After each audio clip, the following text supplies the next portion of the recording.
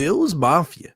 Tonight on the Air Raid Hour post-game show, we are diving deep into all things Bills Ravens. We've got the latest injury updates, major takeaways, and a whole lot more. Stay tuned. This is a breakdown you won't want to miss. But first,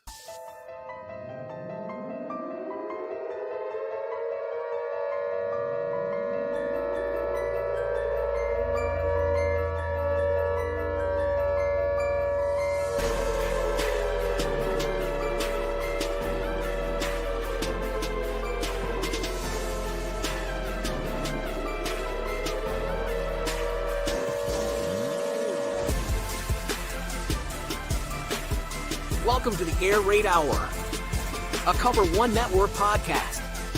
Here are your hosts, Judge Mathis and Tilt Money. ladies and gentlemen, welcome into the Air Raid Hour. My name is Steve Mathis. You can find me on Twitter at The Bills Guys. Joined as always by my co-host Dave Tilton. You can find him on Twitter at Tilt Money.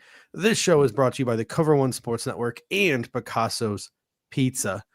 Want to thank Justin for coming in right away with the super chat saying, congrats to you, Steve, for the tweet of 2025 and replying to Ryan Clark saying he won't sleep with you, bro. Absolutely cracked me up. Salute to you, sir. So if anyone follows us on social media at the Bills Guys knows that I was going at some national media guys today, had a nice solid back and forth with a few people over their choice of words and the way that they have reacted or analyzed this football game. Because if you've listened to any of the national media shows whatsoever over the past 18 hours or scrolled Twitter, you may be shocked by some of the things that you are going to hear on this show tonight, because we are actually going to give the Bills credit for their 27-25 victory over the Baltimore Ravens.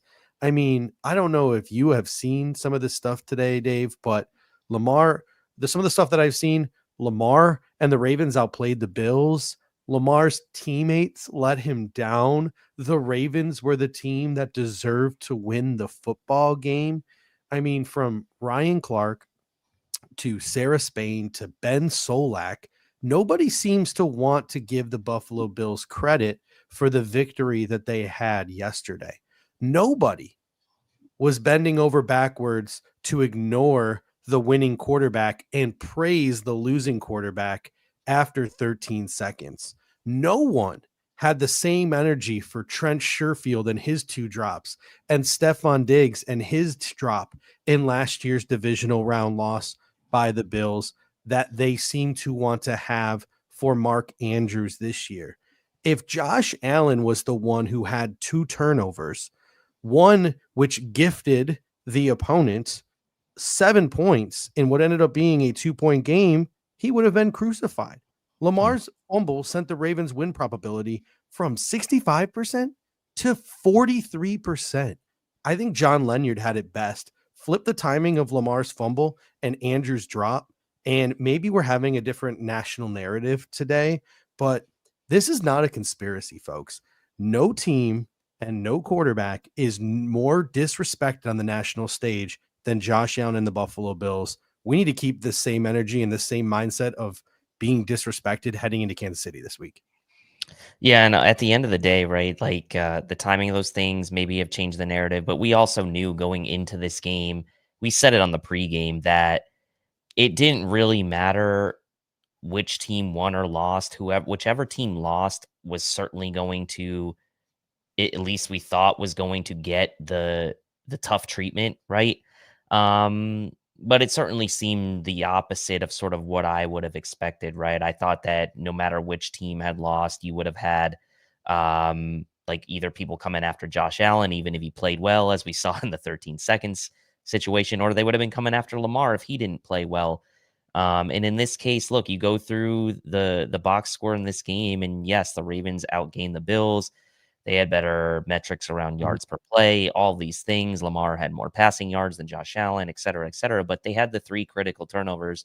And both of these teams, as we know, had been very good about not turning the ball over this year, especially Lamar Jackson with only the 4 interceptions, and both these teams in the top 10 in turnover differential. And we said in the pregame, if it was one team that could force even just one turnover, that could be the difference. And the Bills forced 3, and that did end up being the difference in this game. And yes, some situational things happened that kind of went against the Ravens, but also some situational things went against the Bills as well. And the timings of those things, weren't great either. So at the end of the day, the margins are super slim in these types of games. It's a 2-point game at the end of this, even with the Bills forcing the 3 turnovers. The Ravens did rally, and Lamar showed why he is an MVP candidate and possibly will win it. We don't know, but those turnovers ended up being the difference ultimately in the end. And the Bills really not getting credit for that element of this game because so many people want to really just focus on the 2 quarterbacks as opposed to focusing on some of the more nuanced conversation in this game. And that is the Bills doing what they've done best all year. Top team in the NFL, plus 24 turnover differential in the regular season, led the league, plus 3 in this one was the difference. Yeah, Adam Al comes in and says, do you think media puts Mahomes and Jackson above Allen for any specific reasons? There's a certain narrative that I think some people are trying to push, and I'm not going to push that narrative. To me, I think it's all about market, to be honest with you, because we were having this conversation in the Cover One group chat. You look at it, Buffalo has won more games than Baltimore the last 5 seasons. They've won like 2 or 3 less than Kansas City, and they've had like something like 17 or 18 less first team All-Pros. Like, it's just wild. You look at the Pro Bowls, right? Just wild, the number of Pro Bowlers that teams like Baltimore and Kansas City have compared to Buffalo. And if Josh Allen had the seasons he's had the past 5 years, 5 consecutive seasons with 40+ touchdowns, and was playing for the Dallas Cowboys, he'd be a 2-time MVP and he'd be a Pro Bowler every year. It wouldn't be a debate. It wouldn't be a conversation. He would just have all of the accolades. His trophy case would be full, but he doesn't have those because he plays for Buffalo. And this team feels disrespected, and they should feel disrespected, right? There are some national media members out there today, like Trey Wingo or Ben Violin. They're like, I just don't see this disrespect for Buffalo. It's turn on, and kudos to them for not watching or not having these things pop up on their feed every day. Turn on ESPN and just watch it for 15 minutes. Turn on ESPN radio and just watch it for 15 minutes. Turn on FS1 and just watch it for 15 minutes. And I guarantee you, within those 15 minutes, you will in one way, shape, or form hear the Buffalo Bills being disrespected, because that's what those networks profit off of now. That's what they thrive off of now, because we get worked up and we're having conversations like we are right now. Not so much you, because you're the level-headed one. I'm the one who gets worked up and pays their bills, right? Because it's absolutely ridiculous. Yeah, and I mean, some of this too has to do with the fact that the Baltimore Ravens sort of, they've got those 2 Super Bowl trophies since obviously the Cleveland team moved back to Baltimore, and they've had some big personalities as well in the team, Ray Lewis and others, and there is a very sort of like, I guess, shortened history of the Ravens, but they've had quite the success in the shortened history that they've had relative to other franchises. And, Lamar Jackson has been one of the best players in the NFL the past several years. And it could be that he's going to be a 3-time MVP. And I think the problem a lot of people have maybe is that these accolades that come along with Lamar Jackson and winning the MVP and all this success he's had, he hasn't played the same way in the postseason, and that's been factual, right? And so I think when people see that, they're like, well, you're giving this guy these awards, these MVP awards. He's been great. This team's had a lot of success. Why are you not also then sort of giving these other teams credit when they beat him in the playoffs because he hasn't been as good? And instead, the narrative has been more about like, well, his team let him down and he did everything good. Well, no, the turnover he had, like you said, dropped their probability by 20%. So again, not much credit being given to the Bills. And that's a lot to do with the fact that I think other than the turnovers, the Bills, in the box score were not, really leading in any conceivable metric. So that's just going to happen when the national media kind of just does their sort of a gloss over of these types of like situations. So let's get into Bills Ravens, the actual game, and let's start with some news and notes coming out of the game. Before we do that, Carl Thumb with the super chat. I always appreciate you, Carl. He says, let the bulletin board material give us a Super Bowl win. I will agree with that. No bones about it. Comes in with one of my favorite quotes. So there's only one thing left to do: win the whole effing thing from Major League. We used to make that before the YouTube police came in and started censoring everything we do on this show. That used to be our intro theme song every year during the playoffs, back in the old days. So quite familiar with that scene from Major Leagues. I think we even had like the players' faces photoshopped on all the Yeah, we did. not my best work, but people got the point. Yes. Injuries. Some injuries coming out of this game. At first, it looked like it was just Taylor Rapp with the hip. Before anyone wants to comment in the comment section, Sean McDermott already said Micah Hyde will not be playing next week, whether Taylor Rapp can or cannot go. That's an unfortunate injury. He left early in the game. Cole Bishop had to come in. But then two other injuries that happened really late in the game that could really affect this Buffalo Bills Kansas City Chiefs game. And every year I feel like this happens when we play the Chiefs in the postseason. But Matt Milano left on the last drive of the game with an undisclosed injury. That is something we're going to have to keep an eye on this week. And Christian Benford is in concussion protocol. He was injured on the onside kick. So that is something that we have to keep our eye on this week. So it's really unfortunate, but the Bills could be, again, without two starters in the secondary and one of their linebackers, Matt Milano, this weekend against the Kansas City Chiefs in the AFC Championship game.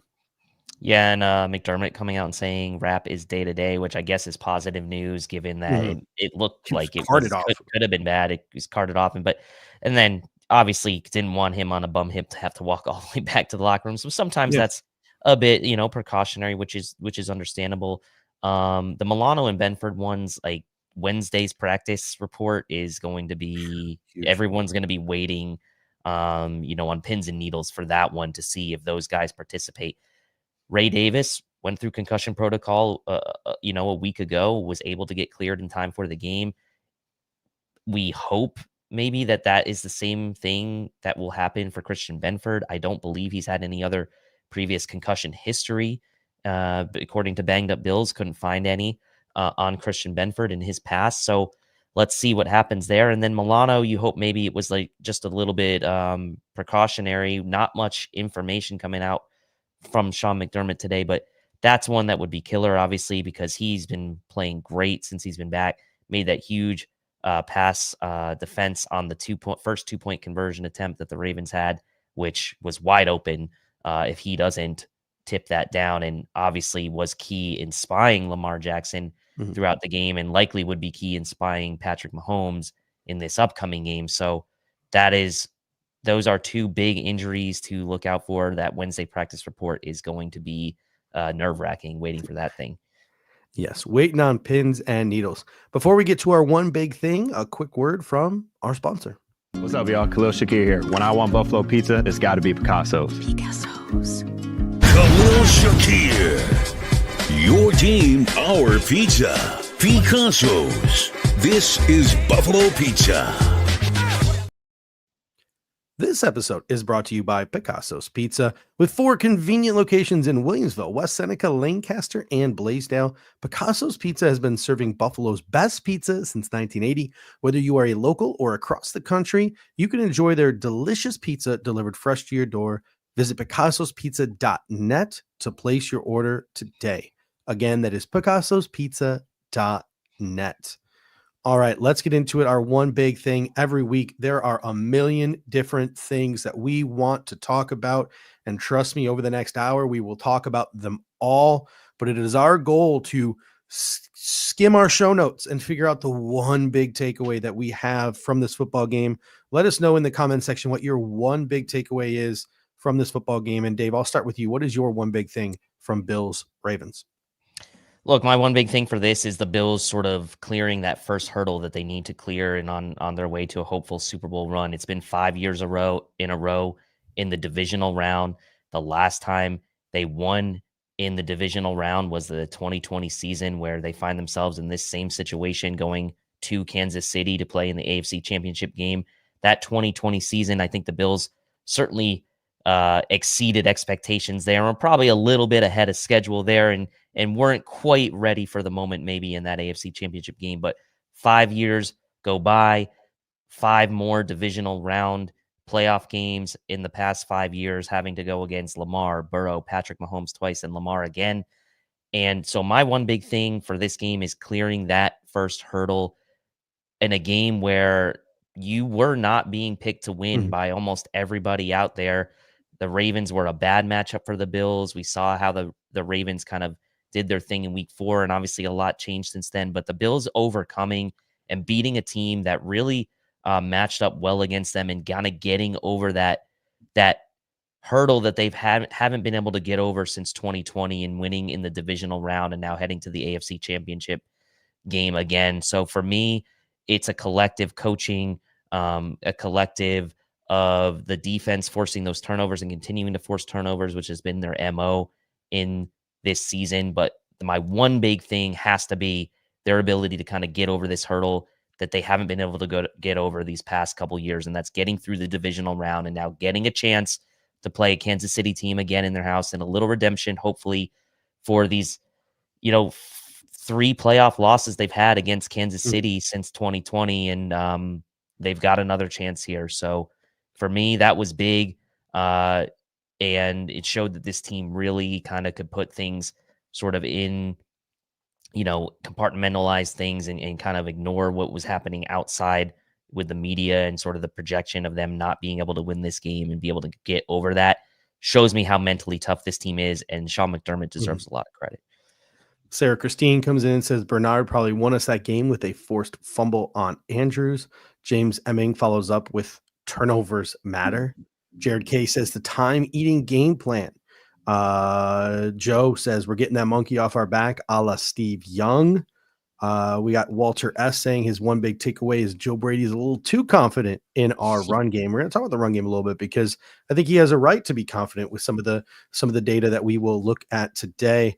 Dennis K comes in and says one big thing: Bills coaching elevated to the next level and starting to play to win the way the Chiefs do. And that's a one thing that when they did in the national media today talk about the Buffalo Bills, one of the things they mentioned was they're starting to win games the way the Kansas City Chiefs did. And my one big thing in this game is that in a lot of ways, this game was won by the coaching staff of the Buffalo Bills. I believe that they thoroughly outcoached, once again, for 2 weeks in a row, the Baltimore Ravens. The Bills played a playoff game, and the Ravens tried to showcase why their MVP candidate should be the MVP. There were 0 designed runs in this game for Lamar Jackson. The Ravens came out largely ignoring Derrick Henry and largely ignoring some of those heavy packages where maybe a lot of people thought they could have an advantage. And even when they went back to it at the start of the third quarter and they started bowling us all the way down the field, they then tried to throw the ball on their 2-point conversion and didn't convert that first 2-point conversion to tie the game. For the Buffalo Bills, this coaching staff decided to sell out against the run early, to play more man coverage than they have all year in years, to blitz more than they have all year in years. And the result was a 21-10 halftime lead, due in part to all those drastic changes the Buffalo Bills made, forcing those 2 turnovers. And then on the offensive side of the ball, the plan was clear. Just don't give the ball back to the Ravens, stack points. It faltered a little bit to start the second half. I do have some criticisms for both coordinators, and I will get to that when we get to some of the negative takeaways. But the end result, right, is that the Ravens played a mistake-riddled game, which included a combination of turnovers, drop passes, and penalties. The Buffalo Bills, because of the situation the coaching staff put them in, and to the players' credit, their execution, they played a clean game. They ran the ball well. They avoided negative plays, and they finished in the red zone. McDermott postgame was praising fundamental football. He said, at the end of the day, it all comes back to fundamental football. All 4 teams who won this weekend lost the total yardage battle. It is a junk stat. In the playoffs, you need to protect the football, and that is exactly what the Buffalo Bills did. The coaches had the right philosophy entering this game. The Ravens did not. Yeah, I love that. And the fundamentals were huge, and you heard that in the post-game sort of locker room speech from McDermott. And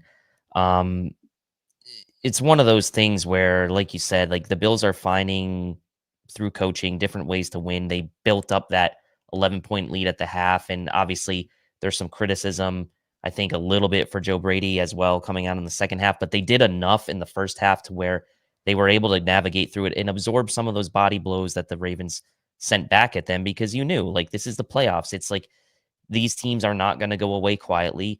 You gave yourself that cushion in the first half, and you were able to absorb some of those punches back that the Ravens made in the second half. And at the end of the day, those are some tough decisions the Bills had to make. I know a lot of people were wanting McDermott to go for it at the end there on that long 2.5 yard line.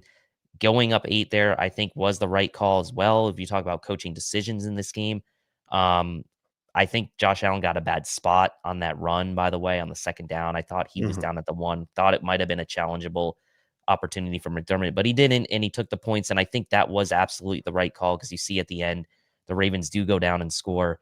And if he had not taken the points and the Bills do not convert there, the Ravens will likely go down and win the game. So I get it, and there's going to be more tough decisions to come, but it seems like they made the right decisions at all phases in this one. Yeah, a couple people talking about Joe Brady's game planning. We'll talk about Joe Brady's game planning more, specifically some of the play calls in the second half as the show progresses. But first, let's talk about some of the advanced analytics and the data, because the complementary football, it's good for the Buffalo Bills. The Buffalo Bills did well in the complementary football tracker, but the toxic differential tracker is a completely different story. And that's one of the other notable stories of this game. And Jason M comes in and says, hey, if there's one lesson from the Pats dynasty, it's that don't ever beat yourself. Half the teams will beat themselves. The other half, you can make situational plays to win. And we're going to talk about that when we get to the toxic differential tracker, because it was a landslide win for the Ravens. But in terms of our complimentary football tracker, every week we track 4 different statistics: time of possession, turnovers, average starting field position, and competitive downs, 3rd and 4th down. How do these teams do? The Buffalo Bills won the time of possession battle 32-28. The Buffalo Bills won the turnover battle. The Ravens turned the ball over 3 times. The Bills did not turn the ball over at all. Average starting field position. This one was nuts, right? And in large part due to the turnovers. The Ravens' average starting field position was the 25-yard line. The Bills was the 40-yard line. It's one way to go about winning football games and stacking points. And then competitive downs. This was nuts statistic from the Baltimore Ravens. 8 of 11, 73% on competitive downs, 3rd and 4th. The Bills were 6 of 12, 50%. So really not that bad for the Buffalo Bills. 50% is pretty good. The Ravens were unreal at 73%. They actually won the competitive downs, but the Buffalo Bills swept the other 3. Toxic differential is where it gets crazy. The Buffalo Bills were +3 to start because of the turnovers. 10 plus yard runs. The Ravens had 10. We had 3. 16+ yard passes. The Ravens had 7. We had 1. The Buffalo Bills were -10 in toxic differential in this game and still managed to win the football game. Pretty crazy. It's absolutely nuts. And I think you have to kind of look at, Jason mentioned situational football there, and the location, the field position of these turnovers, the timing of the turnovers, the stopping of both 2-point conversions. I mean, it's 4 or 5 plays that really made the difference in this game, right? And some also questionable coaching decisions by the Baltimore Ravens on the 2-point conversion instead of trying to run it with Derrick Henry, who had just marched down the field on you, and Justice Hill ran well too, by the way. They try to pass. Milano's there, and if he's not there, it's an easy 2-point conversion. So it's like 5 plays, really, right? If you think about it, it's the 3 turnovers, it's the 2 stops on the 2-point conversions that ultimately were huge difference-making plays in this game, and in a game where, each of these teams had close to 60 plays. I think it was 59 for the Bills, 57 for Baltimore. 5 plays make that much of a difference in a game like this, where it's one of those anomalies. You lose big on the toxic differential, but the 3 that you had in your ledger were those 3 turnovers that really, as you mentioned, drastically affected the average starting field position, because 2 of those you end up taking over. One, basically in the red zone on the Von Miller return, and then the other on the Ravens side of the field, or close to it, right around midfield, where they recovered the fumble from Mark Andrews. Let's get into it now. Our stock up, some of our positive takeaways from this football game. And as always, when the Buffalo Bills win, there are going to be more positive than negative takeaways, but there are some concerns, and we will get to those in a little bit. Let's do something different here. Let's start with the defense in this game, because I think they deserve the credit for this Buffalo Bills win. We just talked about it when we talked about data tracking. The Bills are near the bottom in almost every advanced analytical category in terms of toxic differential and for defense. Of the 8 teams in the divisional round, and this is something that Pro Anth pointed out on social media, so kudos to him, and I'm sure he's going to talk about it on Disguised Coverage and on the Film Room this week. They were almost last in almost every single EPA category on defense, rushing success rate, passing success rate, like all those things. The Bills had one of the worst defenses of the divisional round in terms of all those advanced analytics, but they were effective because they forced turnovers and they had some timely stops. 3 turnovers, which we will go into a moment, and those 2 big stops and those 2-point conversions. Well, one was more of a drop than a stop, but the Buffalo Bills came up clutch when they needed to and forced those turnovers. But everything else does not look great for that defense in terms of statistics. Yeah, the Ravens made really good adjustments in the second half. Were able to get their run game going. Obviously, the Bills started out pretty well against that run game, but which has been the calling card of the Bills defense all year. They have not looked good in some of these advanced metrics. They've been very bad on third down defense. They were bad again in this game, allowing the 8 for 11 combined third and fourth downs, which was obviously not good. And a couple of those were third and longs, obviously, and they haven't been good against defending the run from a DVOA standpoint. That they are favored a little bit more there, but some of the yards per attempt stats, the EPA, all of that not favorable. But the turnovers, once again, were one of those things that we talked about. Is that going to be sustainable in the playoffs against teams that don't turn the ball over that much? The Ravens really didn't turn the ball over that much this year, and the Bills were able to find a way to still continue to force those turnovers. So it was timely plays, as Charles G says here, Milano and Bernard. The timeliness of these plays, and sometimes it's like you said, the stops. It's 5 plays, right, that really made such a huge difference in this game, because it's 4 points that don't go on the board for the Ravens with those 2-point conversions. That would have obviously had them in the lead, and the turnovers, right, that led to Bills points, obviously. So the Bills being a little bit more successful in the red zone too. So you got to give credit to that defense for the timeliness of those plays and continuing to kind of rise to the occasion of what their MO has been, and that has been forcing turnovers. Yeah, the Buffalo Bills, kudos to Bobby Babich, because they changed philosophically a ton for this game. They played more man than ever. They blitzed more than ever. They sold out on the run. They sped Lamar up, and it led to those 2 early turnovers, which were critical in this team winning the game. Eric Turner, again, he's probably going to talk about this on the film room this week. He's probably going to talk about it on social media some more. He pointed out something that we have been saying for a while.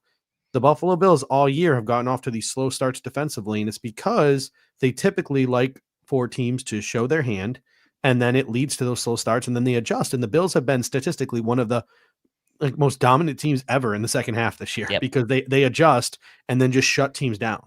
And they do it on offense and defense. Not in this game. And this is something that we have on this show been calling for. Like, hey, maybe we should just try to throw something at some teams they haven't seen before to get them off the slow starts. And it feels like the Buffalo Bills felt like this was the game where they needed to flip the script. And they came in with a plan of attack, be aggressive, be proactive. And it really was the key, because to me, and you look at the probability, 65% to 43%, the interception was kind of ruined because of the officials and that terrible holding call on Deion Dawkins that set us back. But then that second turnover, to me, that was the game right there. That Von Miller return, setting up that touchdown to go up 14-7. That was the turning point of the game, and the Buffalo Bills never surrendered a lead after that. Yeah, and we said going in the pregame, it's like you got to get a lead in this game, right? So the Bills did what I wanted them to do, which was to defer. They won the toss and they deferred and gave the Ravens the ball first. And, you want to take advantage of that extra possession. And the Ravens go down. They score on that opening possession. The Bills obviously answer, but the turnover then puts the Bills in that driver's seat, gives them that 14-7 lead. And then, everything really went their way with them getting that touchdown right before the half. And you figure, hey, like they're getting the ball now too to start the second half. This is a chance for them to really put this thing away. And they faltered a bit there, but the way strategically and the execution kind of played out at the end of the first half was essentially flawless. That's exactly what you needed to do. You needed to get that lead to try to take that Ravens running game out of the game. And it didn't necessarily work out that way in the second half, but you really did everything right. You got the turnover you needed. You flipped the script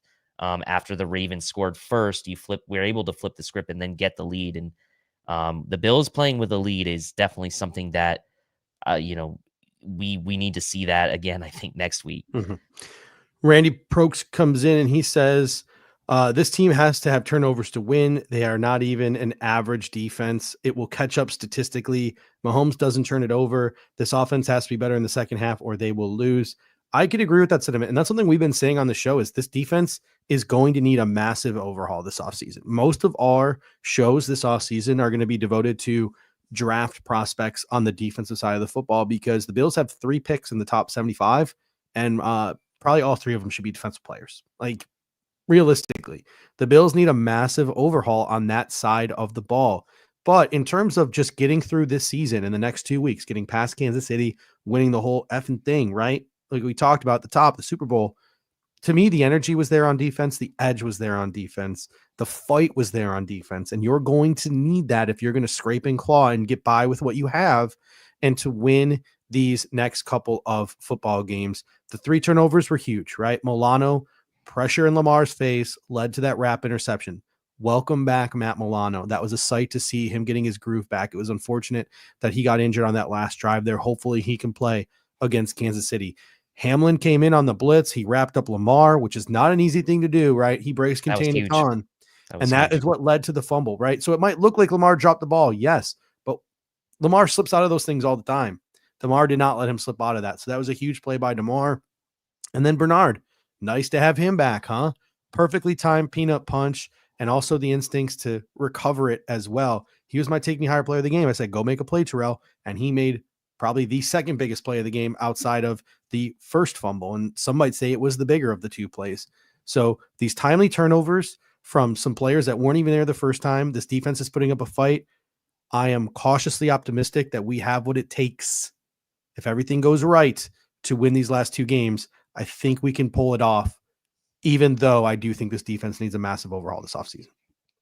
The defense will need some work in this offseason. I think now you kind of pay attention to the injury reports this week and hope that Milano is good. And then we'll see what happens with Benford as he kind of progresses through the concussion protocol. But you're going to have Terrell Bernard for this game. You didn't have him for that game last year against the Chiefs. And obviously that's huge. And, you have Von Miller kind of making a splash play in this, obviously chased down by Justice Hill, which was funny. I was worried he was going to fumble that ball, by the way. He was holding it out there and I was like, oh my God, he's going to lose this thing, but thankfully he held on to it. But yeah, I mean, let's just hope this turnover well does not run dry. I could see next week both teams playing quite clean games and the Bills really, again, the defense did kind of somewhat bail out this offense in the second half where the offense kind of went dry a bit. I mean, only 6 points for the offense in the second half. And so the defense able to force that, Terrell Bernard able to force that turnover on Mark Andrews was really big at that time because the offense kind of had been struggling a bit and they actually got a jolt after that. And obviously were able to kind of go down and didn't get the touchdown, but were able to go down and kind of make it the 8-point game. So yeah, I think let's just hope maybe that turnover doesn't run dry and that this defense can be as healthy as it can be for this upcoming game. Ralph Wilson Sr. comes in and says a tip of the Guardian cap to DeMar. And how badass was that? Like, you just knew the Buffalo Bills were in it to win it when DeMar's like, never worn a Guardian cap before, but I know I'm probably going to be hitting a ton of people today. So let's strap that thing on. 8 tackles, a sack, and a forced fumble. DeMar Hamlin up there in terms of players of the game. Yeah, and I mean, he saved a possible touchdown as well on a Derrick Henry run up the middle that if he doesn't trip him up there in that situation, I mean, he's going to the house. Now, the Ravens ended up scoring on that drive anyway, but at least you had to make him earn it a little bit more going down the field there. And look, I think the Bills probably feel with DeMar Hamlin and, pretty good about what happened in this game, considering how tough this matchup was going to be. And should give him confidence, right? Going into next week now, we'll see if his running mate's going to be there with him. But DeMar Hamlin, he played a very, very good game. And he's had his detractors throughout the season. He's had his ups and downs, whatever. But he's really been a solid player for this team this year. And I think that, they may need him to make a big play again next week. And I know the Kansas City running game is not what the Chiefs running game is. But in the passing game, he may be called upon as well to come up with something big. So, and RJ says it's crazy when Hamlin's wearing a guarding kit because that was technically part of his game plan. Yeah. Which is kind of wild. But again, the Bills were kind of thinking of anything, and it shows you their level of preparedness too, right? Like they were thinking of anything and everything they needed to do to prepare for that matchup. So kudos to him. And yeah, I think he has certainly proven that he is a starting caliber safety in this league. Just an underrated tweet that I saw last night from one of the guys over at Underdog Fantasy, Coley Mick. He tweeted Hamlin throwing on that XXXL Guardian cap at full speed. To go full speed at Derrick Henry. That guy does not fear the Reaper. I thought that was a pretty funny tweet last night. That's some good. some other guys who had a great game, and there were a ton of them. Right, we talked about how guys were going to have to step up. AJ Epinesa flashed a ton in the run game. He made some big plays. I believe he got credit for that sack on the 2-point conversion as well, or one of the stops at the goal line. It might not have been the 2-point conversion. Ed looked phenomenal. Daquan Jones had a lot of solid reps, especially in the run game.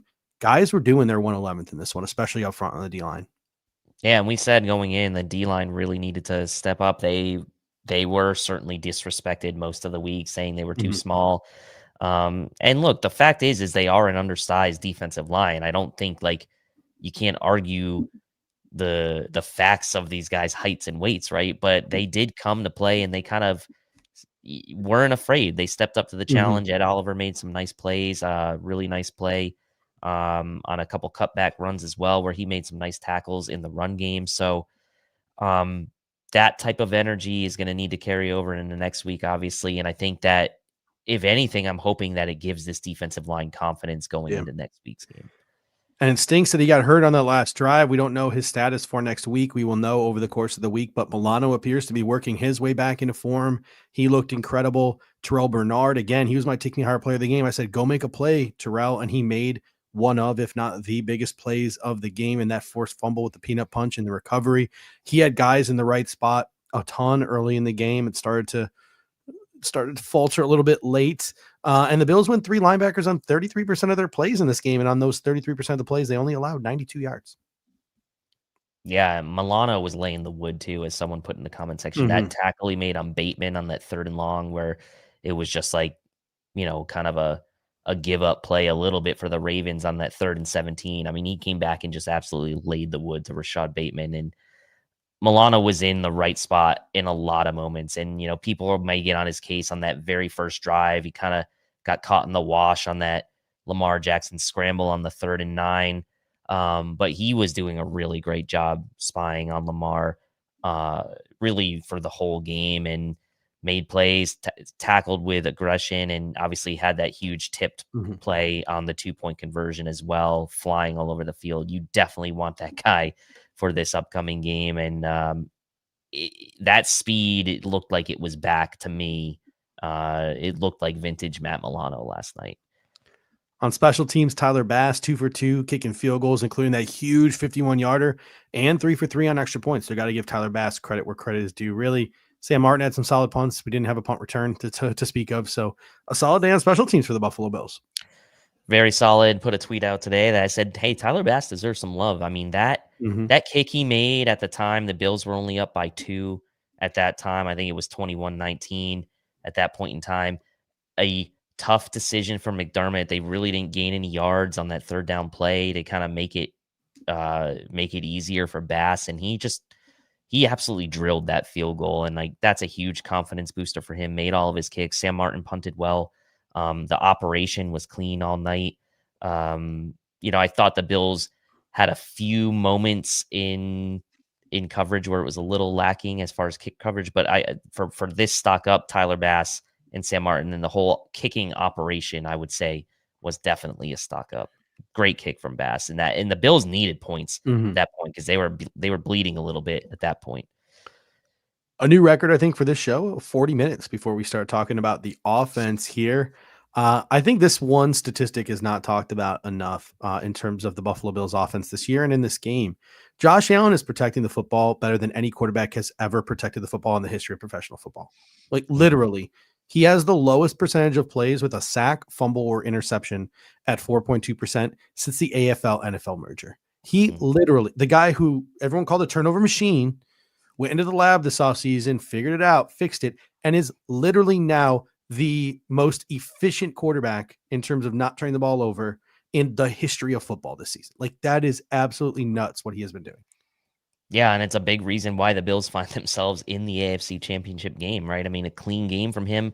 The numbers aren't going to pop off the page, but did exactly what he had to do. Didn't put the ball in harm's way. He hasn't taken a ton of sacks this year. It's the lowest of his career, and the lowest turnovers of his career, as you mentioned. It's a league record, or historic record there. And at this point, you have to say like that he's kind of evolved once again in sort of his, whatever you want to call it, his journey as being a elite NFL quarterback. He has taken like that next step in the evolution, which was like the only real knock that really anyone could have on him in his past 3 to 4 years, was that he did turn the ball over a lot and tried to make some hero plays on some sacks and things like that. And eliminating that element, that negative element from his game, has essentially made him the ideal and elite NFL quarterback. And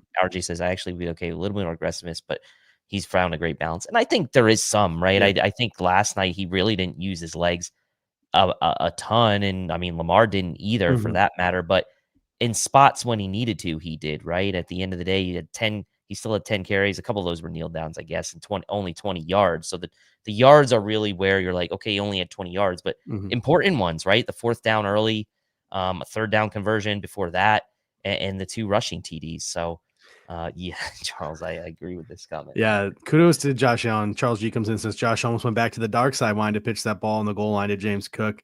He ended up holding it. The Buffalo Bills kicked the field goal, and they took an 8-point lead, which ultimately won them the football game. Again, the passing game, not much to talk about. I think the weather had a lot to do with it. There was a great comment earlier that I saved that I want to pull up from Doyle Fry. I think he hit the nail on the head here too. He says teams that are down by more than a touchdown are going into the second half usually have more yards because they are trying to come back. A wise coach will play the numbers game and protect the ball. We did. And I think that's what the Buffalo Bills were trying to do in the second half. Agree with it or not. And we're going to talk about that in some of the negative takeaway section. The fact that the Buffalo Bills offense kind of lost their rhythm a little bit, their mojo in the second half. They only got 6 points after 21 in the first half. So we'll talk about it, but I agree. I think it was more game plan than some of the people in the comment section saying like, was it Josh's thumb?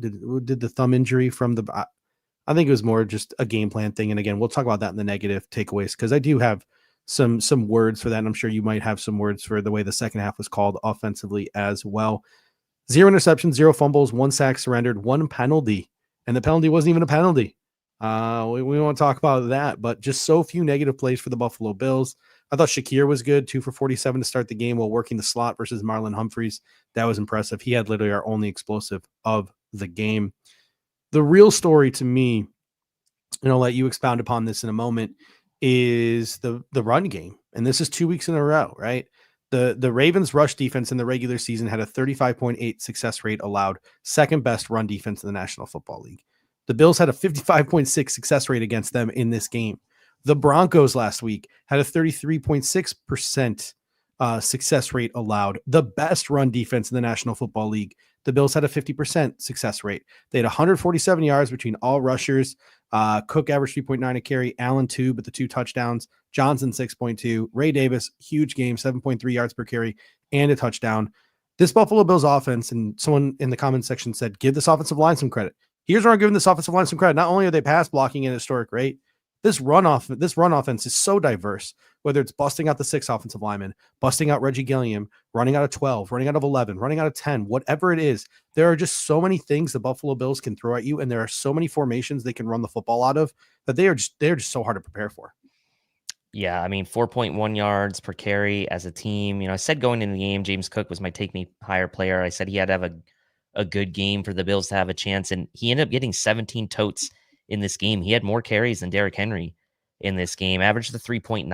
I said going into the game, the Ravens were only allowing 3.6 yards on the ground. Cook was averaging 4.9. on the season. I thought if he could be around that 4.1, 4.2 mark, they would have a really good chance. He was at 3.9, but the team was at 4.1. So a good half yard above the average that the Ravens were giving up on the season. And really just from a raw statistics standpoint, the Bills got 60 more yards on the ground than the Baltimore Ravens had been giving up on the season as the number one rushing defense. And so this offensive line really stepped up, and you don't really hear the national media again, because they don't really pay attention to the Bills, I guess, that much, talk about the Bills running game being a weapon. Tony Romo, I mean, you could say what you want about him, and you might not like his color commentary. You might think he's kind of annoying, but he's really the only guy I ever hear talk about the Bills being truly two-dimensional with James Cook. And he does at times give the Bills a lot of credit for their ability to run and for Cook's impact on the Bills run game. Obviously with Josh being able to run too, that adds the dynamic element. But this run game was really, they stuck with it. There were some moments in the second half. I didn't love some of the calls, but they did stick with it. Almost 150 yards, really impressive against that Ravens front. And Spencer Brown was fantastic, but Osiris Torrance was awesome in this game. Deion Dawkins was awesome in this game. Really, the whole offensive line was great. They have that swagger we talked about that they needed coming into this game to kind of push that Ravens line around as much as they could, right? Because that's a really good defense that you're going against. But it's been there all year for that O-line. And honestly, maybe that is the difference between this team, bowing out early in the playoffs and potentially making a Super Bowl run. All right, let's talk about some of our negative takeaways from this game. Let's talk about some stock down. There was another super chat that I saved here. Jason M said, what I didn't like was being up 21-10 and having two opportunities in the second half to go up 3 scores. I felt it was a time to go harder and get that pull out the bag, not keep it slow and steady. And I think a lot of people are feeling that way today. The start of the second half, specifically the first 2 drives, not great. Punt, field goal. It just felt like the Buffalo Bills were content on not risking a turnover. They didn't let Josh Allen do his thing to try to jumpstart the offense. There were a lot of runs. There was a lot of short passes. There were some odd screen calls. One in particular, a 3rd and 5 behind the line of scrimmage to Dawson Knox.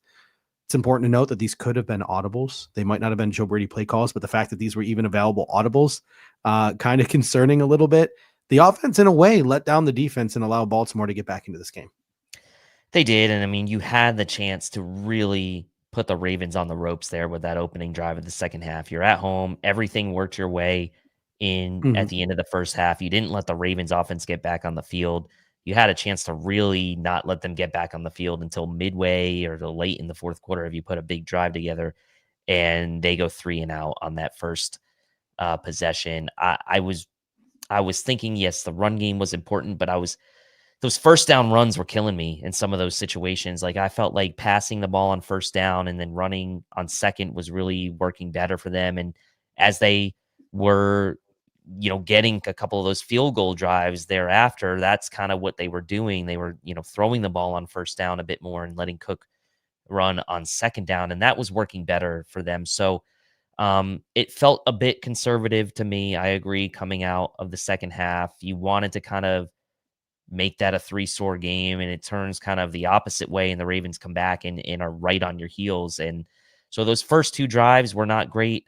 But again, maybe that's a good learning experience for Joe Brady. Like, he's not going to be perfect all the time. I think we have the expectation that these guys are going to be perfect all the time, and they're not, right? I mean, we saw it with the Ravens coaching staff as well. So they navigated through it okay. And look, this narrative could have been a lot different if the Bills even scored 1 touchdown down there on that. Josh Allen was a yard away on that run from getting that touchdown, and like, again, a bad spot puts him at the 2, and then they end up kicking the field goal. Like that narrative could be a lot different if he scores a touchdown there. That was the second issue that I put in the negative takeaways, and I want to hear your thought process on this, because the Buffalo Bills are 3rd and goal, right? You said, hey, it was kind of a bad spot.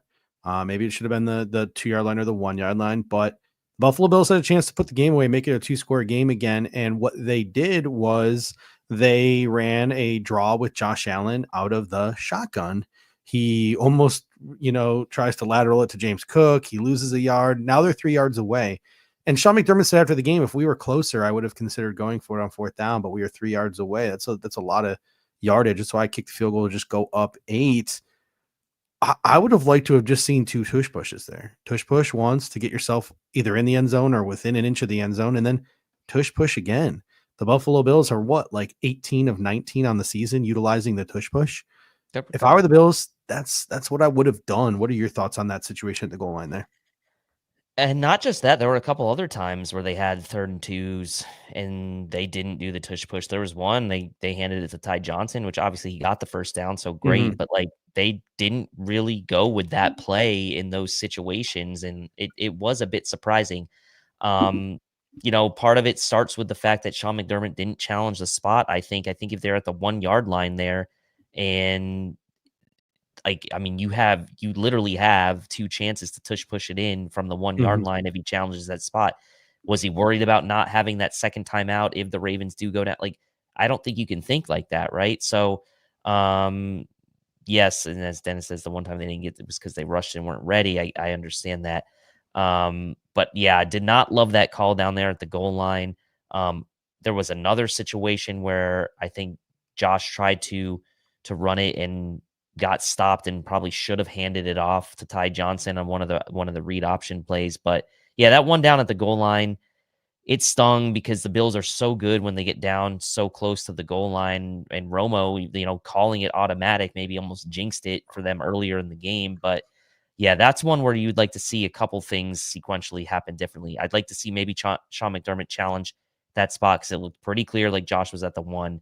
And if that's the case, then maybe that sequence of events changes and they do 2 tush pushes. But I guess from, the 2.5 yard line, they, for whatever reason, didn't want to do it. I guess respecting that Ravens defensive line, but they had a couple successful ones earlier on the touchdown as well earlier in the game for Josh Allen. Was an easy touchdown for him on the tush push. And so, yeah, that one was a bit questionable for me. On the defensive end, again, we talked about how we don't think this defense is immensely talented, right? So at the start of the 3rd quarter, they got bullied, and it is what it is. No one expected perfection with this defense going against that offense. But the last series of the game kind of bugged me. There was a lot of 3 guys rushing with a spy, soft zones.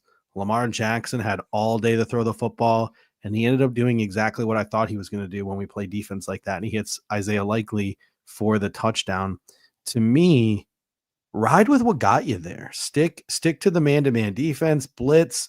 If they would have, done what you feared they'd do, Lamar breaks a big run because your back is turned, or a guy gets beat over the top and they throw a bomb for a touchdown. If that happens, whatever. They still got to convert the 2-point conversion, and you would have had more than 1:30 to march down the field and kick a field goal to win it. So if I were the Buffalo Bills, I would have been more aggressive on that last drive. I don't like the fact that they just let Lamar march down and toss that touchdown to Isaiah Likely. Yeah, I'm with you there. I think that it's tough, right? Because you're going to have time if you are aggressive and they happen to pop one, maybe hoping for another turnover or something like that. But the Baltimore Ravens had plenty of time. Like, time was not an issue for them, right? So if they go down there, they still had plenty of time to march down the field. So it's not like an end of game situation where they have like 30 seconds and there's no timeouts, right? They had, I believe it was 1 timeout left at that time, and like 3.5 odd minutes, like plenty of time for the Ravens. So you would have thought the Bills probably would have been a little bit more aggressive defensively, not back into that kind of prevent. But at the end of the day, like maybe they were trying to protect their guy. I don't know, right? But I'm agreeing with you there. I don't love that stylistically right there. I think that's sort of, playing not to lose instead of playing to win. Thankfully, they were able to stop the 2-point conversion, but I do agree with you. All right, ladies and gentlemen, that is about all we have for Bills and Ravens. 2 more games left to win the whole effing thing. And I know somebody brought that up at the beginning of the show, but that's actually in my notes. I actually put that in my notes to close out the show here. So that's how in sync we are with the comment section here at the Air Raid Hour. The only thing standing in the way of the Buffalo Bills in their first appearance in the Super Bowl since 19 94 is Patrick Mahomes and a Chiefs team looking for their first ever three-peat. The Arrowhead Invitational, as they like to call it. The Buffalo Bills have to go into the belly of the beast in Kansas City. They have to face the Chiefs. They have to face the Swifties, and they have to face the referees. Clete Blakeman will be on the call, by the way, for those of you who don't know yet. So any early thoughts on Bills Chiefs? Look, if you're the Bills, like this was inevitable in your march to trying to win the Super Bowl in the Josh Allen era. Like you're going to have to beat the Chiefs, whether it's at your place or their place. It doesn't matter. You haven't been able to, as a team, get over this hurdle in the playoffs. There is a mental hurdle that comes with trying to overcome this team in the playoffs. The Bills have been able to do it in the regular season, but they haven't been able to beat this team in the playoffs. And I'm not even going to sit here and say Josh Allen's lost to Patrick Mahomes, because that's just not true. The Bills team has not been able to beat this Kansas City's Chiefs team in the playoffs in the Josh Allen era. If you're going to do it, this is as good a year as any to do it, right? Like you can't just keep assuming you're going to be able to get back there, next year and the year after. Like you're going to have to beat the Chiefs in this sort of era of football where Josh Allen and Patrick Mahomes are going to be in the AFC together probably until they both retire. You are going to have to beat this team to win a Super Bowl, I believe. And so this is as good a chance as any. And if you win this game, there's as good a chance as any that you can beat Philadelphia or Washington, depending on what happens. So if you're the Bills, like this opportunity is right there for you for the taking. So this is something, you've worked for and you're trying to get done, and you've got to clear those demons and clear those mental hurdles that it's been with the Kansas City Chiefs in the postseason. And so they'll have a chance, and that's all they can ask for. Thank you guys so much for joining us this evening. If you're looking to help us out here at the Air Raid Hour, there are 3 things that you can do to help us. Number 1 is you can smash that like button. Helps us with the algorithm. That's the easiest thing you can do. All right. The second tier of support is you can share this podcast. Click that little share button, copy the link, send it to your socials, text it to friends, family, anyone you think would enjoy this nice little hour-long recap that we do every Monday night following a Buffalo Bills game. Or if you're really feeling like helping us out here, once this video is done and concluded and is available on demand to watch on replay, you can leave an additional comment in the comment section of the on-demand video. It can be any comment. It can be trash talking us about how awful our takes are. It can be a positive thing. It can just be a go Bills. Whatever you want to get off your chest in the comment section on demand, because that helps us with the algorithm as well. But if it's negative feedback, just leave the negative feedback and don't hit the dislike button. That hurts. All right. Don't do that. But thank you guys so much for joining us again. You guys make the show what it is. We really do not have a show without you guys. There are so many things every single week that we talk about that we would not have talked about, that were not in our show notes, because of the comments that you guys give. You guys drive the show. Thank you guys so much. Yeah, big thanks. You guys are killing it. I mean, I love to see so many regulars in here too. And we had some new people in here tonight too. So that's also really cool. And obviously we always appreciate the super chats and all the engagement. So enjoy this one.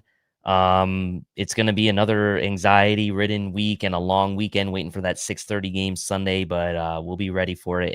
And we'll be here for you guys again on Sunday morning. All right. Sunday morning, 8 a.m. We'll see you there. Until next time, go Bills. Go Bills. Thank you for watching tonight's episode of the Air Raid Hour. Make sure to hit that like button on the way out. If you are catching the show on demand, leave a reply in the comment section and we will respond over the course of the week. You can always listen to every episode next day on all major podcasting platforms, including Apple Podcasts and Spotify, by searching Air Raid Buffalo.